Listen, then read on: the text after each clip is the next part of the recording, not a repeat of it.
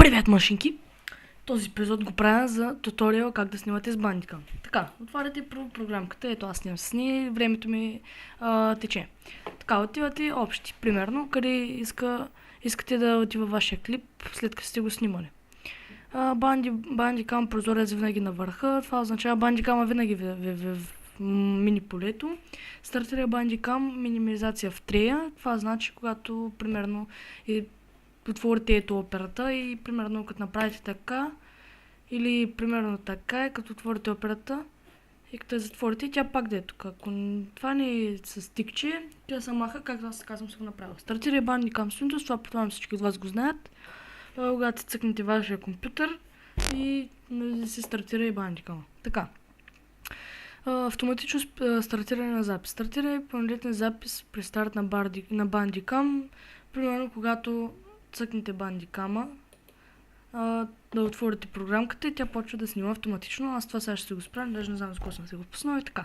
Задайте таймер за автоматично стартиране на запис. Това означава, когато примерно снимате и да зададете таймер, при който записа да спре и пак да тръгне. Това означава, така, отиваме на видео. Запис при спри клавиш, значи това означава с кое да снимате и с кое да спрете клипа. Да почнете да снимате и да спрете. Аз съм си го направил с F9, защото ме е най-удобно. Пауза, F8, предполагам всички знаят какво е пауза. Покажи курсор, това означава когато си мърдате мишката, примерно, и да се вижда самата мишка. Добави ефекти при клик, примерно кликате ето на екрана, кликате и издава някакъв ефект, примерно цвят или нещо такова. Добави наслояване при веб-камера, понеже аз моята веб-камера в момента не използвам и няма как, нали, да ви я пусна. Така, формат AV, това е какъв формат да ви е видеото и каква е резолюция.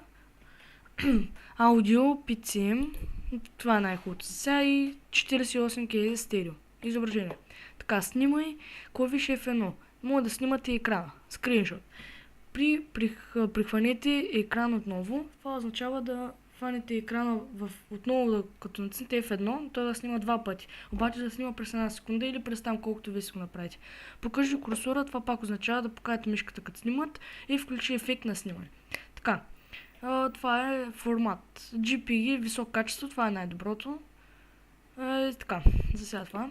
Изход, това е където ви отиват клиповете и кой клип да се имате. И колко е голям.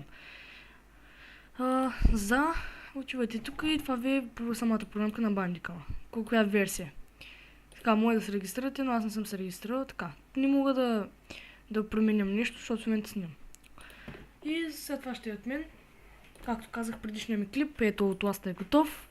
Сега остава само да го инсталирам и да се забавляваме. И до скоро!